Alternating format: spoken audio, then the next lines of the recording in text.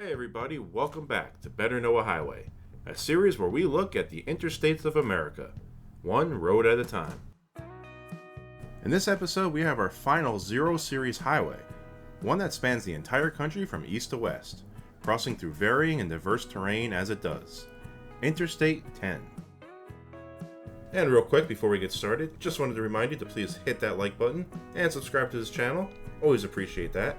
Make sure to check out the VRT Discord, link in the description below, and if you want to support this channel, you can join as a member for just $2.99 a month by clicking the join button below, and I definitely appreciate that.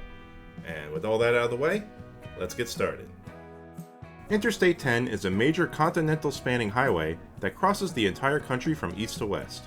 It is the southernmost of the Zero series of highways and runs for a total of 2,640 miles while going through 8 states. It should also be noted that I-10 acts as an upgraded alternative to US Route 90 for long-distance travel. The two parallel each other and have many junctions throughout the eastern half of the country. Starting at the eastern end, we begin in the state of Florida, where I-10 crosses the northernmost part of it, including the entire Panhandle region for 362 miles. The eastern terminus of I-10 lies within the city of Jacksonville, roughly 17 miles west of the Atlantic coast and within view of the downtown area. Beginning with a T-style junction with the major East Coast running highway I-95, 10 immediately heads west through heavily populated neighborhoods and soon intersects with I-295, a beltway spur for Jacksonville. After this, 10 leaves the area and heads into the rural lands of northern Florida, including Osceola National Forest, while also having several junctions with US routes through the area. The next place the highway reaches is the smaller city of Lake City, staying a fair distance to its north and connected via a junction with US Route 441 and just after US Route 41 itself, both running north to south. A short distance further, and 10 has a major junction with the long-running north-south route I-75, which is a major thoroughfare on the western coast of Florida, as well as heading north to Atlanta. Continuing to head west into the Panhandle and back into sparse lands, 10 passes numerous smaller settlements, places such as Live Oak, Madison, and Greenville, as well as large areas of farmland and more forest land as well. Eventually, after several miles, 10 reaches its next place of note when it arrives at the capital city of Tallahassee. Staying to the northern side of the area, 10 has numerous junctions that connect to the city, including 2 junctions with the aforementioned US Route 90, as well as one with US Route 27. 10 takes a slight dip south to bypass the city and run through the north suburban neighborhoods instead. It soon turns back to a slight northwest direction and heads out of the area, back into rural lands and soon passing the nearby settlement of Quincy. Now deep within the Panhandle, 10 traverses the lush landscape of classic southern terrain and winds its way past more smaller towns and cities, places such as Marianna, Chipley, and eventually Crestview.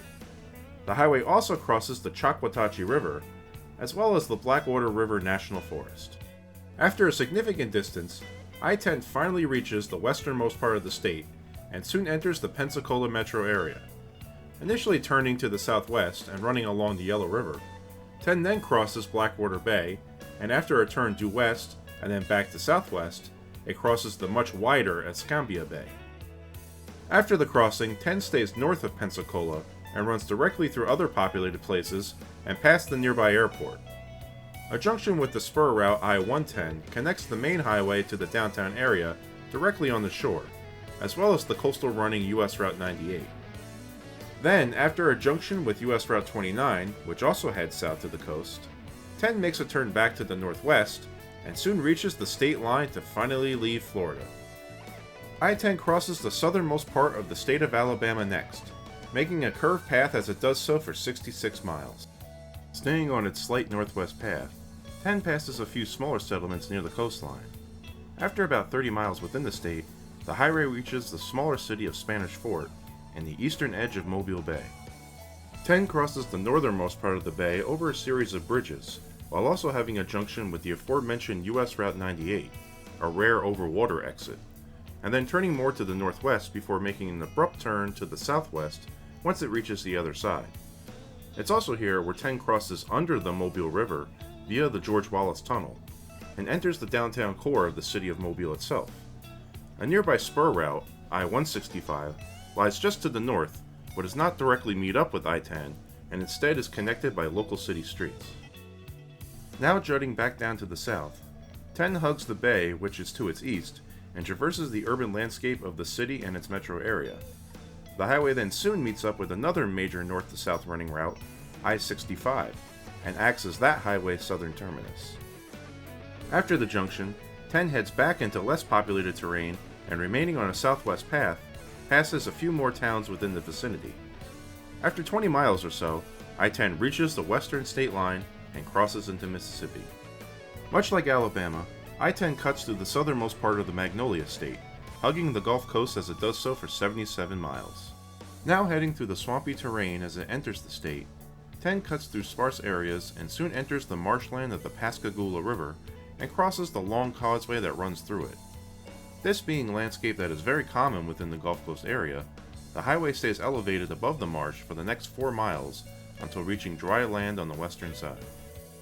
Making a slight curve to the south as it parallels the shoreline, 10 passes several coastal cities in the area, while also having a junction with the spur route I-110, which heads due south, crossing the nearby bay and leading drivers directly to the city of Biloxi.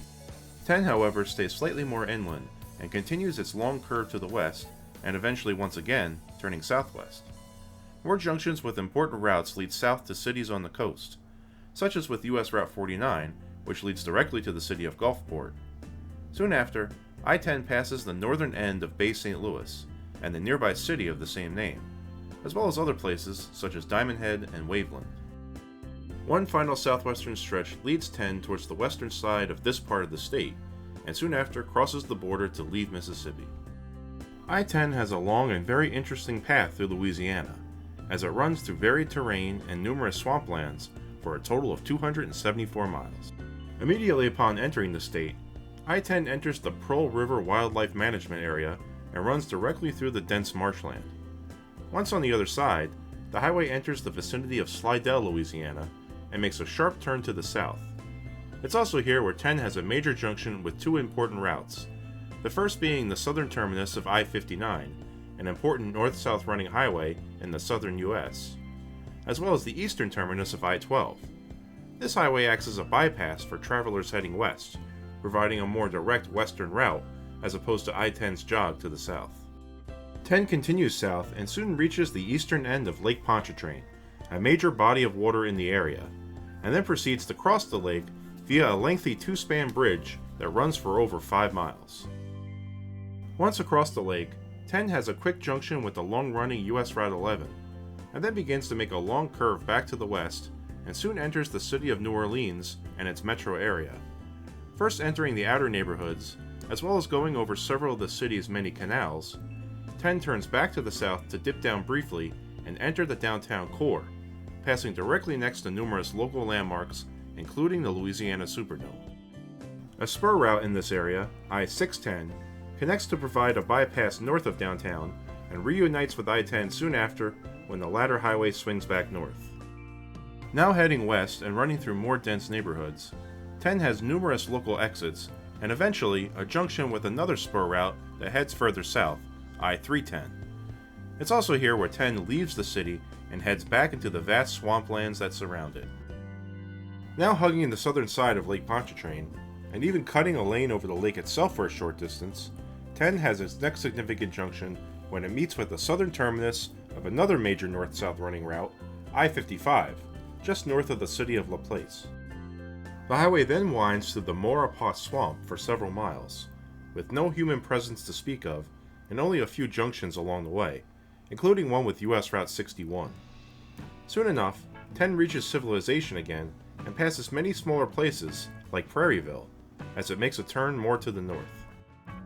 Several miles later, 10 enters its next metro area when it reaches the capital city of Baton Rouge. First, it has a junction with the western end of I-12, ending that highway's brief 85-mile run along the northern side of the lake.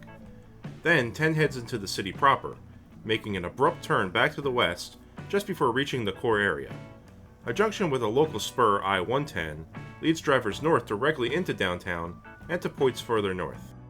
I-10 makes that western turn and then immediately has a crossing of the Mississippi River, officially entering into the western half of the country.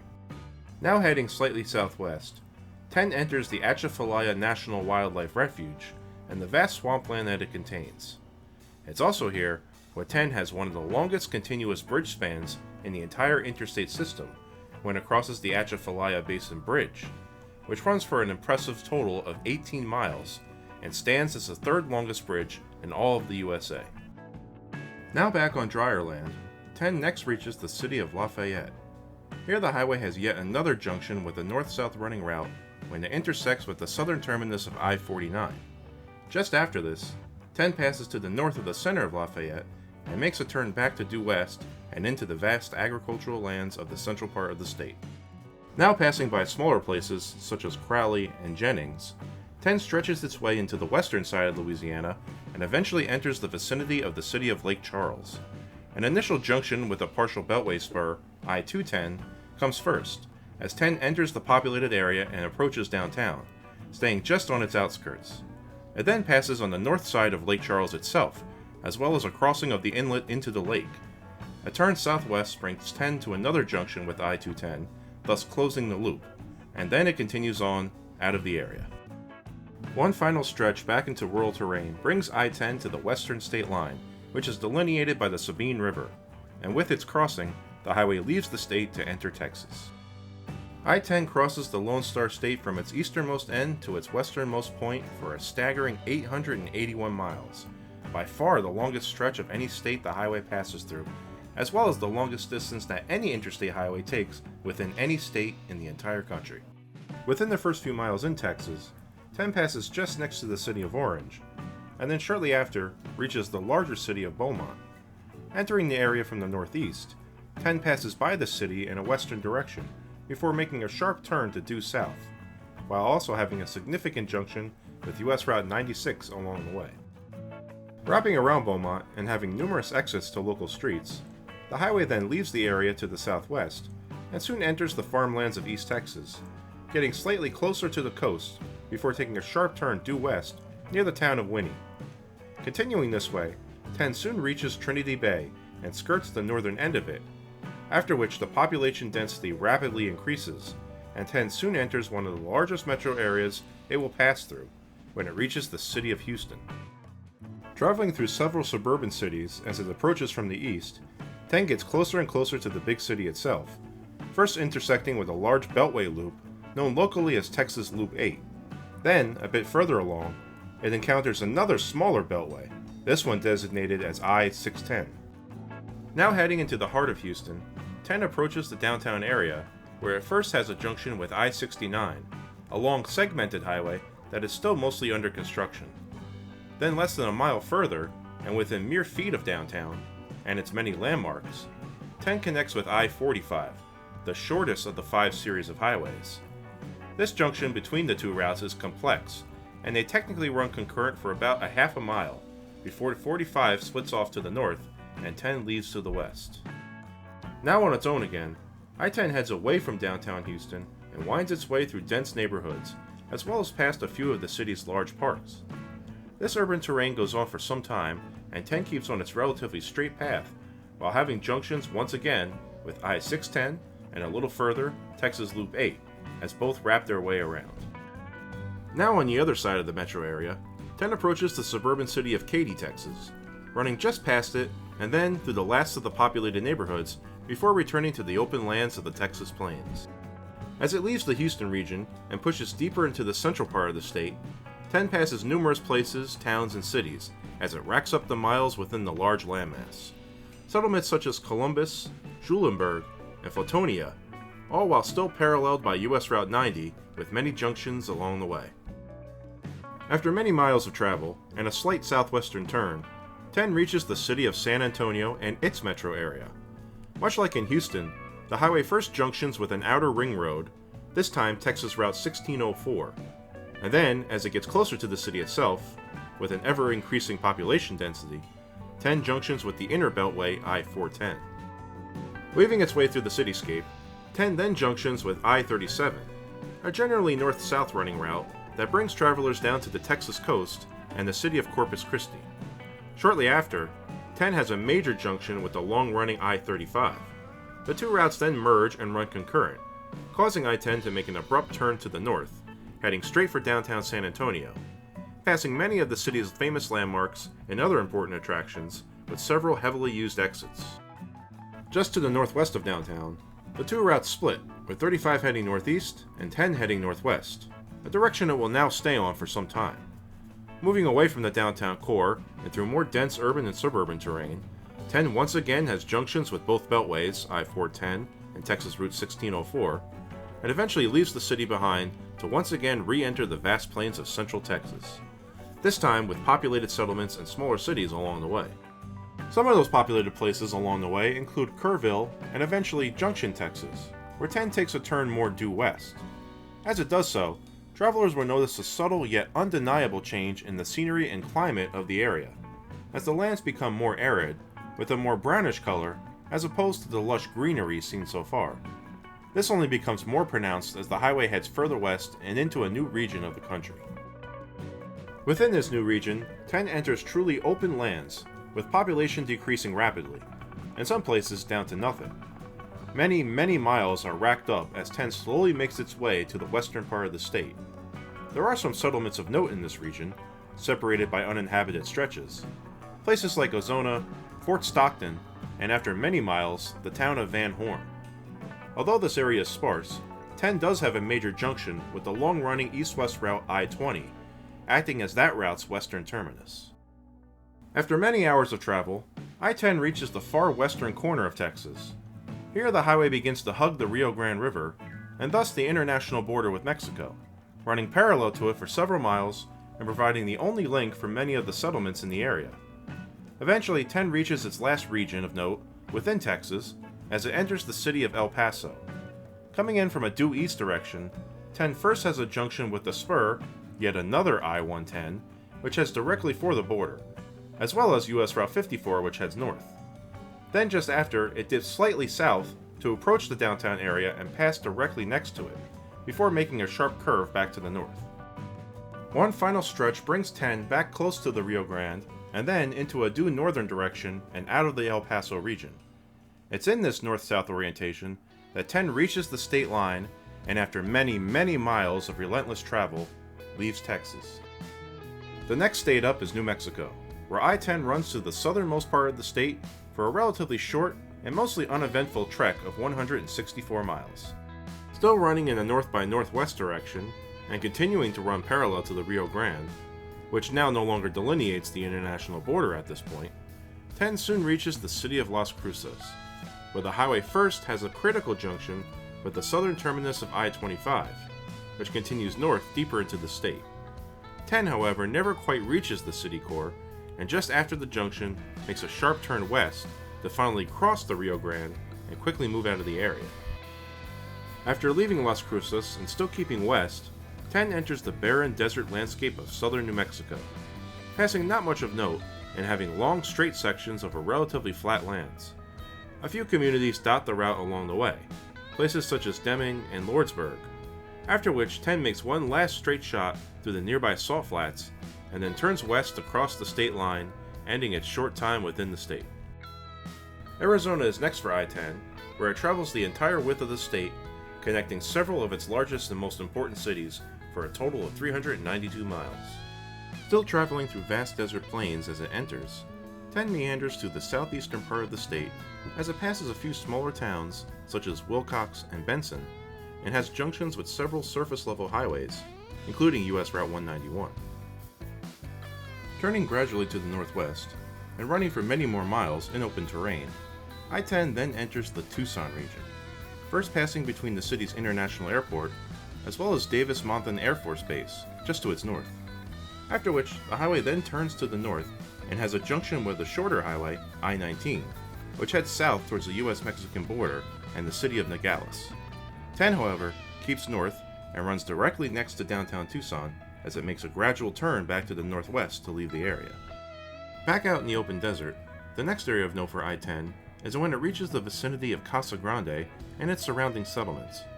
It's also here where 10 has a junction with the eastern terminus of I-8, a highway that runs due west, while 10 stays on a generally northwest track, to soon after reach the largest population center in the entire state, when it arrives at the city of Phoenix and its sprawling metro area. As the highway enters the Valley of the Sun, it passes through numerous mid-sized suburban cities, such as Chandler and Tempe, before reaching the central city itself.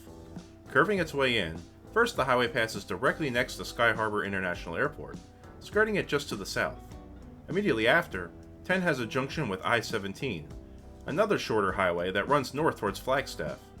10 also makes a sharp turn to the north itself, and shortly after has an exit for the main entrance to the nearby airport. Both I-10 and I-17 take curved paths while going through Phoenix, as together, the two routes form a rectangular beltway around the city, providing access to the downtown area as well as many other neighborhoods. As the belt is closed, the two routes meet once again at a junction on the northwest side of town, with 10 now facing due west to head back out into the suburbs of the region. Running in a nearly straight line, 10 makes its way through miles of sprawling residential neighborhoods and commercial districts. Eventually though, after some time, the highway makes its way back into the sparse terrain that makes up most of its journey within the state. Now running through western Arizona, 10 turns slightly northwest and proceeds to run in a dead straight line in that direction. Traveling past large areas that are mostly uninhabited, some small settlements do exist, spaced far apart along the way. Places such as Quartzsite, for example, but not much else. Eventually, the highway turns in a southwest heading and soon approaches the small city of Ehrenberg, and then passes just to its south. 10 then reaches and crosses the Colorado River, and with that, leaves the state to enter California. I-10's final state is the Golden State, where it runs through diverse and varied terrain from empty deserts to the massive metropolis of LA for a total of 242 miles. Initially upon crossing the Colorado River, 10 passes the city of Blythe, crossing right through it and having a junction with US Route 95, which heads north towards other towns along the river, including Needles, California. After this, 10 enters into the heart of the Mojave Desert, weaving slightly north and slightly south for some time, eventually crossing just past Joshua Tree National Park, and then soon after reaching the Coachella Valley and the cities north of the Salton Sea, including Indio, California. Running just outside of town, 10 makes a turn northwest to follow the valley and proceeds to pass other cities, including the largest in the area, Palm Springs, passing to its northeast on the outskirts and connected by several local routes. After this, a turn back to the west brings 10 into Gorgonio Pass, which separates the San Bernardino Mountains from the San Jacinto Mountains. Several cities and other places exist in the valley, with 10 providing outside access to them. Then 10 passes Redlands, California, and enters the San Bernardino Valley and its densely populated region. Keeping on a straight due west path as it traverses the valley, 10 first junctions with I-215, which provides access to the city of San Bernardino just to the north. Then, running through more dense suburban terrain, along with sprawling commercial districts, 10 soon reaches another critical junction, this time with I-15 itself, a long north-to-south running highway that brings travelers north to the nearby city of Ontario.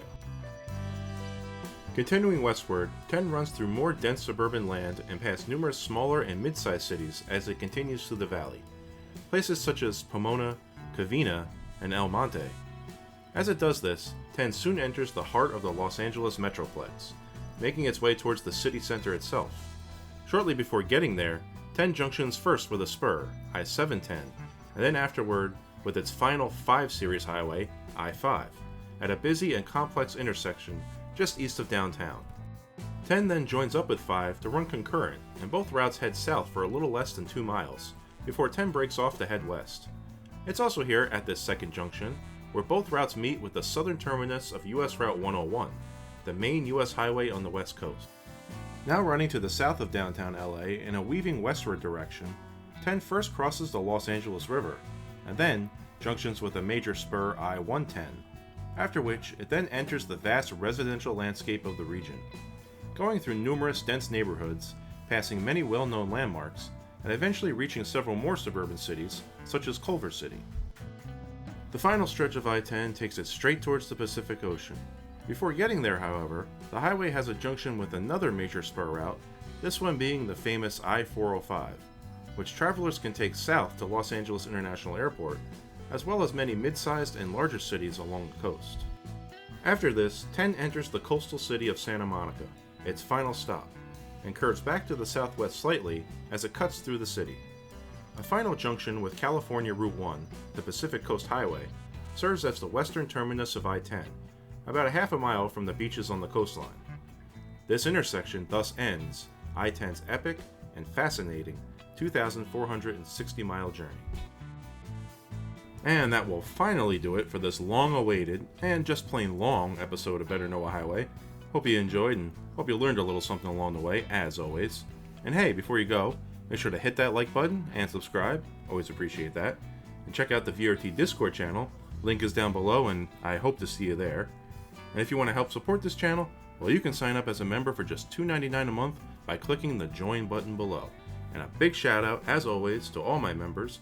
You all make these videos possible, and I really thank you for your support. It's definitely appreciated. And if you want to join these cool people and get on that list, well, you can sign up today. And I definitely appreciate that. Now, with all that out of the way, make sure you enjoy the ride. And up next, hey look, we're down to single digits with Interstate 8. And I'll see you then.